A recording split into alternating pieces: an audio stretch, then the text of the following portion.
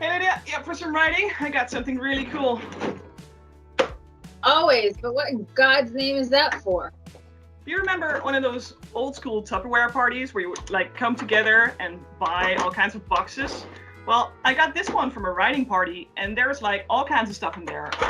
I found pens, which are always great. There is even a keyboard in there to do the typing.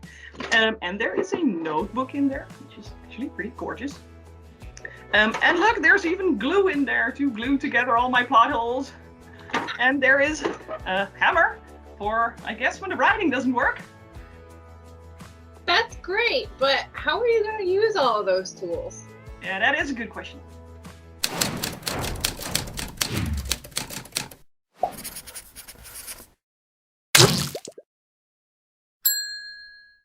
Hey there, and welcome to another episode of the Red Ink Writers Podcast. My name is Sandy Butchers. I'm the author and illustrator of the Singularian Grimoire Anthology on Patreon, and I'm super happy that you joined us again. And my name is Lydia Stevens, author of the Ginger Davenport Escapades and the Hellfire series. We are so happy to have you back on board today with our episode, The Writer's Toolbox, where we will take you through the process of writing from starting your first draft to celebrating your release day. Speaking of releases, my second book in the Hellfire series, South of Heaven, West of Hell's Bells, released today. You can find it on Amazon or my author website, www.lydia-stevens.com.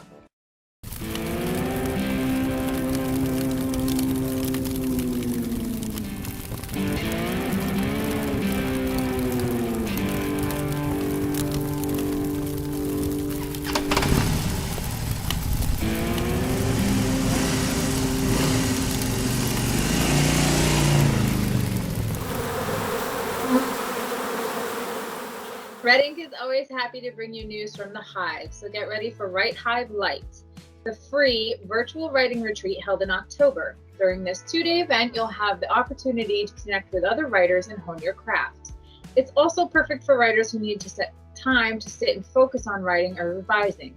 Applications for editor feedback have closed, but you can still join the live Discord events. So if you want to make use of this very cool initiative from Write Hive, be sure to hit that link below in the description.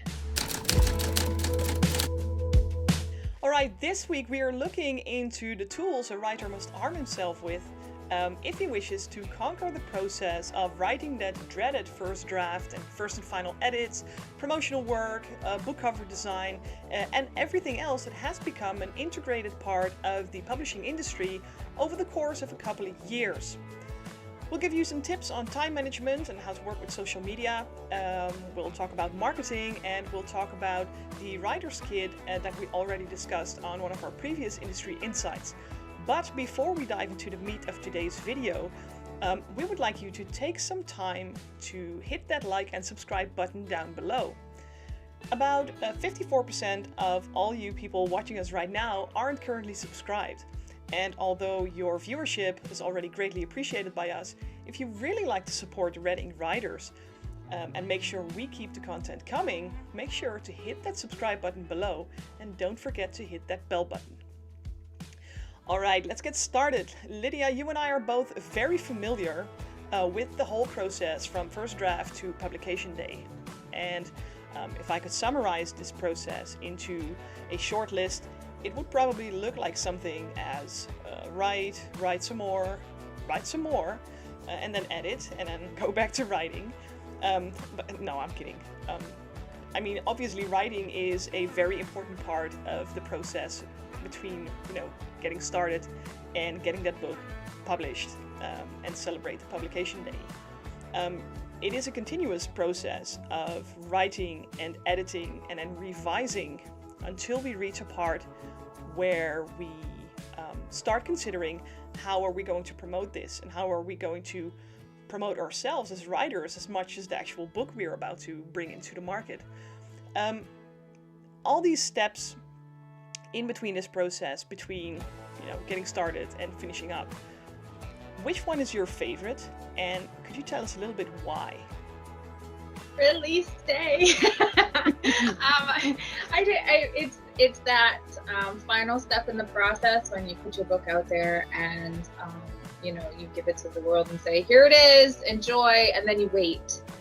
Today has been a huge waiting game to start getting interactions with readers and, really being able to enjoy the release party that I have going on Facebook right now. So, but there's something to be said for every step in the process and being able to get to this point. I mean, in addition to, like you said, the writing of the first draft to, revisions, and then if you're self-publishing, the whole process of formatting the book and uploading it to whatever platform you're going to publish on, the marketing tools with the graphics and the promotional packages, your book cover. I would definitely say book cover is my second favorite part of the whole process. It's, having this idea, and you and I have talked about this before, as you're my cover designer.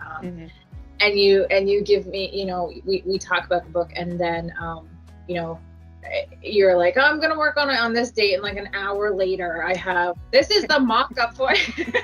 And it's basically already like a full cover. Like there are people actually paying money to get my mock-ups. Yeah, it's so exciting for me. I love that because, I could be thinking something and I'll talk to you about it. And then all of a sudden you've just pulled all of these bits of information from my idea. And I think with South of Heaven, West of Hell's Bells, which released today, we were talking about how, she's gambling with her chance at redemption, and, but she's the co-ruler of hell. And, and all of a sudden I have this amazing cover with, a gambling theme, which I had never even considered before. You've got the dichotomy between the Hellcats and the Hellhounds, and playing card and poker chips. And I'm like, oh my gosh, that's amazing! So I get so ramped for that. I cannot wait until we can discuss the three. I'm actually starting to think that this is your favorite part. Yeah, so I mean, being able to have a release party like today is just absolutely phenomenal, and I'm so blessed to have found this wonderful group that I kind of fit in. So they're very supportive, and I'm just it's being able to give back. So in addition to putting the book out there, being able to do these giveaways and these prizes and stuff like that as a way to say thank you for buying my book. And they're just phenomenal. They're a phenomenal group of ladies that, I've co-host on these release parties, and they're so much fun to interact with and funny. It's funny though to see how different this point of view can be, because you really enjoy the release days, and obviously as I release a book pretty much every month, for me it's not a drag yet, but I'm like, okay, so the next one is up. It's awesome. And I gotta move on because I have to write the next one because it's gonna release next month. And it's the same with the covers, and that one is pretty obvious because I'm a graphic designer. I design a lot of covers, so in a way it's just what I do. And then I have to make them for my own work, and I'm like, all right, okay, so what am I gonna do? And it's so much easier to get stuck in your own work. So it's funny to see how you enjoy those steps. Well, for me, the most enjoyment is actually the writing part, like the conceiving the story and everything. Yeah, there's something to be said for, like I said, every part of the process. When I sit down to write, I mean, I get lost in the writing, and that's just writing hypnosis, and I'm the story, and I'm gone. And in addition to social media and networking, I mean, that is another, you have to build your author platform. Yes. Doesn't matter who you are anymore. It used to be more so you had to do that when you were nonfiction. Now, as fiction writers, we're finding, even with traditional publishing, they want you to have an established platform. Being on Twitter and on Facebook and on, Instagram and TikTok and all of these places, and just promoting, and it's not just spamming the book. That's crucial. Yeah, you have to interact with people, and you have to get people to really be on board with you as a person, and saying, this person, I'm interested in this person, and I'm going to come back to them. And oh wait, they have a book coming out. So social media and marketing is huge, and I think one of the toughest points of building this author's kit and this writer's toolbox is for me, it is the graphics. As much as I love seeing them come to fruition, I've come to you many times just ready to tear my hair out and saying, why can't my name fit on this stupid banner and when I click on it and it moves everything to the right by like 500 yards and it just, so that's when it's... See, that's why the hammer was in the toolbox. You can just smash it at things. I don't want to play with this anymore. I got so frustrated the other day until you came to my rescue and I had to put it away because it was just, I was done. It's just going to be a banner. But, and then you were like, no, this is like 30 seconds of work, Lydia. Come on, we can do this. And and I have that with a lot of grammar things. Like I can struggle for hours with what tense to use, and is it past tense and is present tense, and then everything is going, and then I'm shifting again, and I'm calling it experimental, and I'm like no, and then I need you to say no. This is 30 seconds of work. You gotta put it in past tense or anything like that. So there is parts where we struggle, and there's parts where we really enjoy it. But I found myself thinking, what if the parts that we struggle with are actually the parts that grant us the enjoyment afterwards? Like we need the downside to fully enjoy the upside, right? And that's just, I think that's any career that you're going to be in. And if you're in a career as an author, you're going to have the ups and downs of your career, the parts of your job that you don't like to do. And I think, in any writer's toolbox, you need to be able to prioritize and have effective time management. That's a huge thing to have. And that's, you need to set out the time to write, and you need to set out the time to do the edits, and you need to carve out the hour-long, hair pulling time to work on a signature banner before you finally say, you know what, I'm going to do the adult thing and ask for help because this isn't working, and I just, think I'm going to throw the whole computer out the window here. So, prioritize. Time management is huge. You've got everyday life going on around you, so it's trying to cut into your agenda. So it's, every writer should be able to develop that sort of a plan that, have those tools in their toolbox to say, you know what, this is my time to get this task done in this publishing process. And, and it doesn't have to be done in a day. That's, I think where I get frustrated with myself, I'm like, why can't I write 30,000 words anymore? Well, because I have a priority. It used to be, back in my old apartment, I didn't have anything to do but write all day. That was my job. That was, this is my career, yes, and I don't write for other people anymore. So it's rearranging that agenda to say, what, this is still a priority, but I do have other things that I have to do. So and I also, sorry. The agenda and stress management. That's another huge one that we can get into. And as far as writer's toolbox. But go ahead. Also, it's so much connected to the whole time management and the planning. Like, when are you going to sit down and write? I'm just thinking, because I think the first step we need to take is to consider if we are a person, or if you are the kind of person who works well with a sort of time schedule. Like, most people are very comfortable when they have a set time to sit down and write, and then they get stressed when something happens and you need to be flexible with that.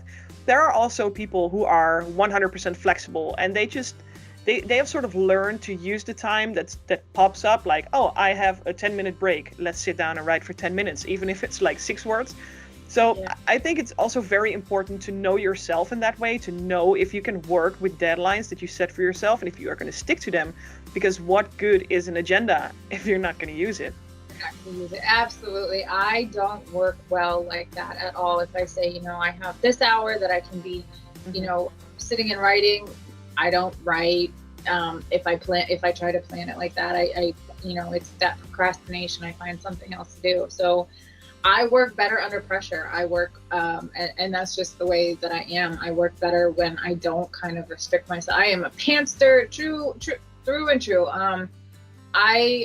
When the inspiration hits, I sit and I write. It doesn't matter what else is going on. I find a way to reschedule. Even if the house is burning, you'll just sit there writing. It may even be something as simple as, I'm writing the scene out on my phone to email later, to add to the document when I, if I do have an afternoon where I sit at the computer and just, But yeah, I'm sticky notes galore all over the place. But if you're not the kind of person to work with a tight schedule, how does that work for you when you work with other industry professionals? Because obviously working with cover artists, which in this case for you is very flexible because our agendas are pretty attuned to each other's. But if you would work with an external editor, or even later if you would get an offer from an agent, how would that work for you? Because I can do that. That's not what I do in terms of myself and self-publishing right now, but I can work within the agenda. So like I know that when you and I have a date to sit and work on a cover, or work on even something for the podcast or something like that, it's not just my time and my agenda that I'm working with. So it's that responsibility. A writer needs to be responsible to the fact that they do work with other industry professionals. So, have that respect for your peers because we're coworkers. Working in traditional publishing, being able to work with an agent or an editor or something like that, it's, that's your peer, you're building a working relationship. So you need to respect that working relationship. So absolutely. I'm very, I have my process right now, but then I recognize when I am working with other people that I need to accommodate that. Yeah. It's funny because again, we work in pretty different ways. Like I prefer having a set deadline, although I know that sometimes I don't meet my deadlines, but that rarely happens actually. So it's just interesting to look at how different people can be and the different ways to approach. Like, are you the planner or are you the plot? Basically, it goes back to pantsing and plotting again, but then also on the not just about the story, but also about you as a person. I think that's pretty interesting. Thanks. It works for now. It works as long as it works. When it doesn't work, then I'll readjust. I'll change something. Reading always has the doors to their virtual studio wide open for fellow writers and members of the writing community. Do you want to have your book promoted on our show? Well, that is as of now possible. On readingwriters.com, we have a continuous raffle going on where you can enter to win a free promotion of your book. So what are you waiting for? This week, I'd like to show you For the Love of Many by Vivian Dunn, who is an amazing author who I had the pleasure of meeting last week. Now, she left quite the impression on me with her work, which I got right here. And I figured I would sell you guys all short if I didn't point you in the direction of this amazing book. It's 1924 in New York City. Before Joan Crawford exploded on the screen, she was Billy, the new girl in a Broadway chorus. Dreaming of stardom, she'll do anything, or anyone, to get there. And what she lacks in grace and schooling, she makes up for in fierce, unrelenting grit. But meeting fellow dancer Nadine shakes the ground beneath her. Rich with atmosphere and stunning detail, the novel offers an intricately imagined love story viewed from the dual perspectives of Billy and Nadine. Without shying away from the realities of the time period and what women were forced to do if they wanted their chance at fame, Dunn fully immerses readers in a kaleidoscopic headiness of Broadway life during the Prohibition era.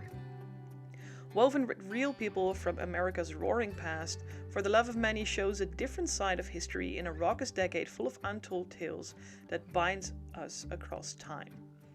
Again, I'm going to show you this book. This is really worth your read. So get it. The link is below in the description. Hey everyone, welcome to the Industry Insights, where I'm going to talk to you a little bit about some things that I learned while working in the publishing industry as a literary agency intern and as an intern at an academic publishing company. Today I want to talk to you actually about workshops.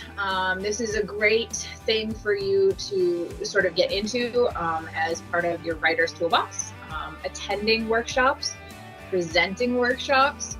I know that there are some writers' retreats that are out there, and yes, COVID has really put a damper on a lot of these retreats where you go, you write for the weekend, you drink wine, you do whatever, but they are out there, and I think they're going to slowly start coming back this spring. We're going to start to see those pop up again. But one thing that you can be on the lookout for, and there's some great resources. I am the vice president of programs of the Maine Romance Writers.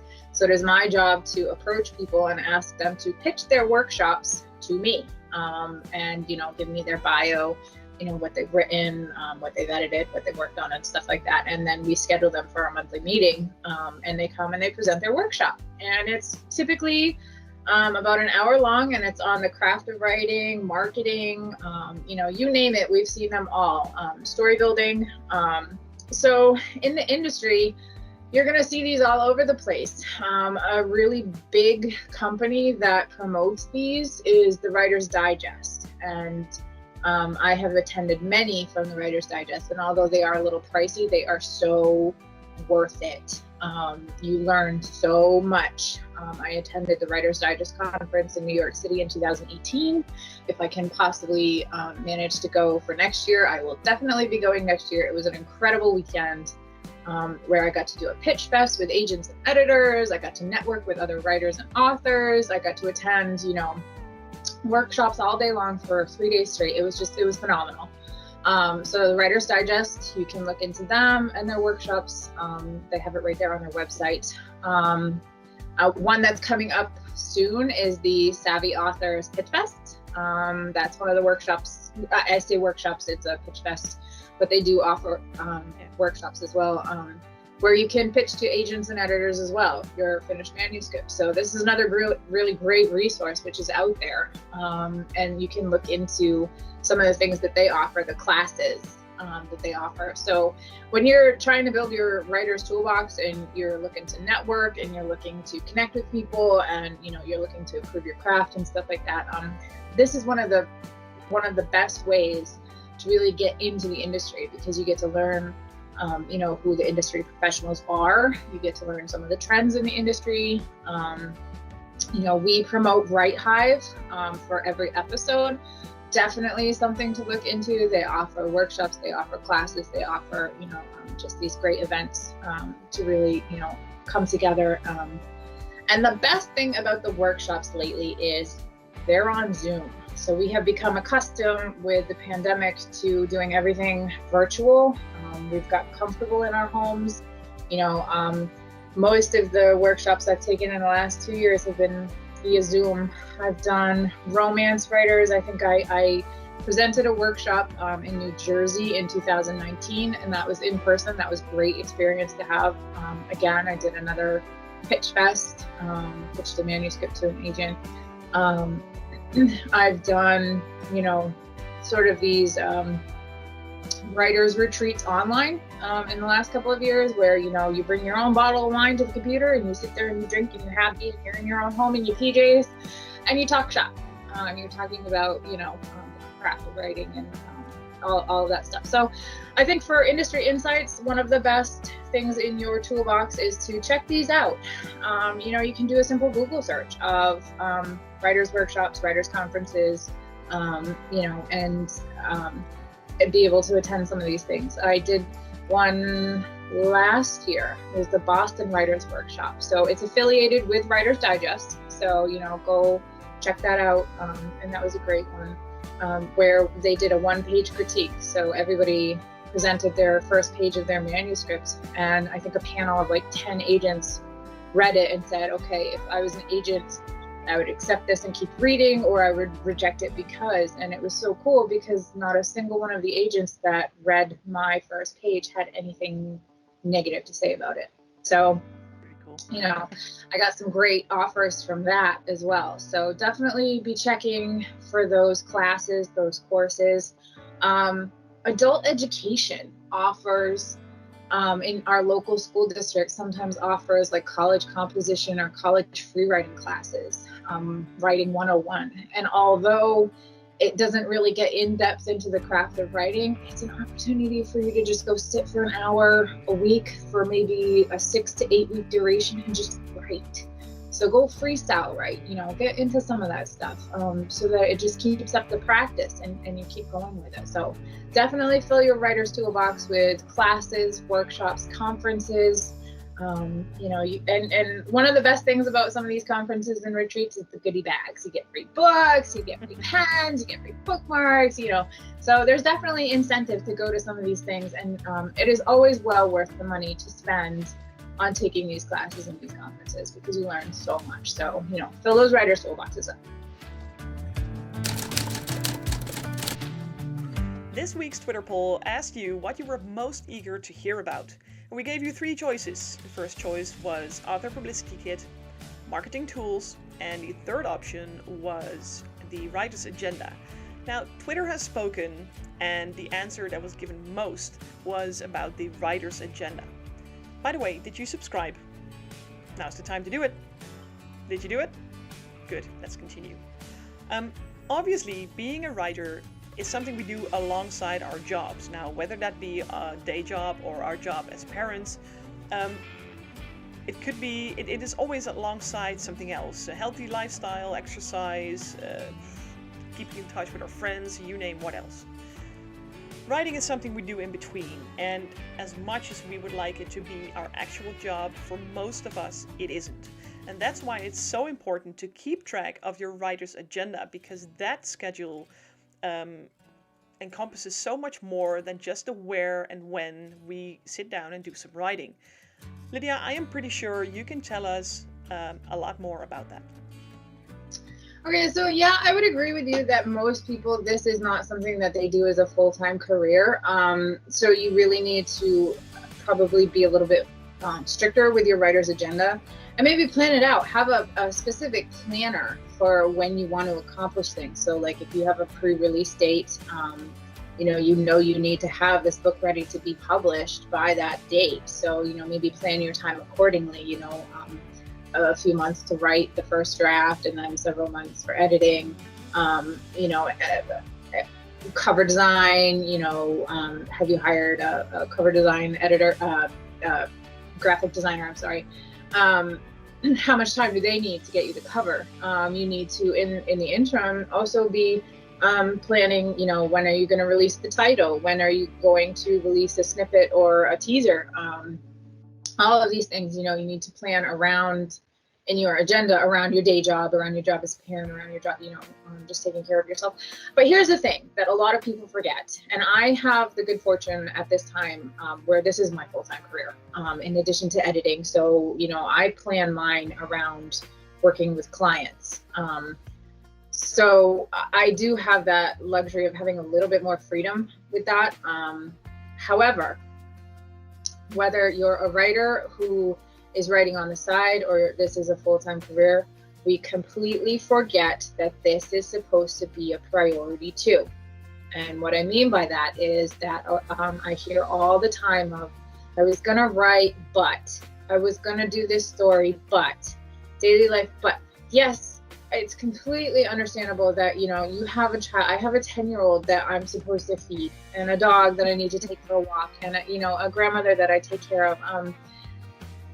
But I also have this obligation as a writer, as somebody who is bringing these stories to the world and to the readership and saying, this is for you. Yes. That is an obligation, and it should be an integral part of your agenda.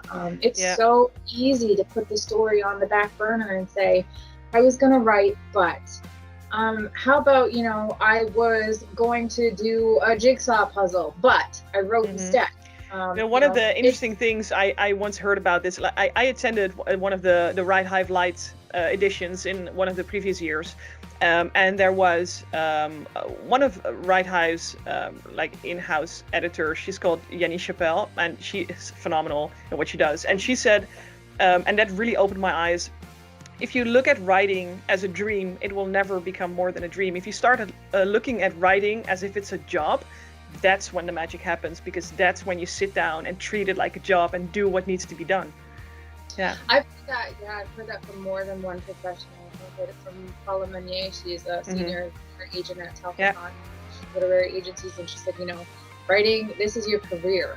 Work on it like a goal, not a career, not as a dream. And I heard it. I took a workshop last weekend with Alex Dawson from Rutgers University. He's a creative writing professor there for the undergraduate program. And he said, you're not sitting down and you're not trying to do better each time. He said, don't try, just do. Do it, You need to Even do Yoda said this. Yeah, and he mentioned that, the people who are successful in the industry are the people who outlast everybody else. So, and that really was a very profound thing to say, because thinking about all of the times where it was so easy to just give up and, this is a dream and it's never going to come true. And no, this is work. This is hard work. And we have an obligation to ourselves to continue working hard on these goals. I think that it's so easy for us, especially if we're writing as just a hobby, to say, well, it's just a hobby for another day. No, make it a priority. Make it something that you must do. I think as writers, we're driven to get these stories out of our head. So it's already a must do for the simple reason of we have to get it out on paper. Yeah, that's what drives frustrations from coming out if we don't write. Yeah. Yeah. Have you ever had that feeling when you haven't written in a really long time? You're like, oh, something's just not, I don't feel right in my own skin. I don't, make your agenda, make this a part of your agenda on a day-to-day basis, because it's a must do. And that is just, a must do for the essential self of who we are as writers by nature to get stories out. Some people, they get their story out on the big screen. Some people get their story out in a song. Creators and artists and writers, we have these mediums that we use to get this content out to people. So it is so important to remember that it's not just the pipe dream. It's not just wishful thinking. This is how we contribute to society, to people. This is our gift or offering to them. So it's what's funny is that I just kind of joked about this whole frustrated artist thing, but this is an actual phenomenon. Like the frustrated artist is an actual thing. Like people have stuff going on in their minds, and when they can't get it out, there is like this internal frustration, and it's really hard to describe. I've had it many times where I just sit down and I'm grumpy to my core, and I couldn't tell you why or what is wrong, but I feel frustrated because I'm not getting out what's in my head. So even from that point of view, it's important to make sure you do it, because otherwise those frustrations are going to take a walk with you. Yeah, absolutely. I totally agree with this. It's, so bringing it back to an agenda, writer's agenda, really take a look at what do you need to be doing in that moment? Do you need to be sitting down and writing that draft? Do you need to be editing? And I just had a conversation the other day when I presented my own workshop, The Pandemonium of Panther, Making Madness into a Manuscript. And I said, she said, I absolutely hate editing.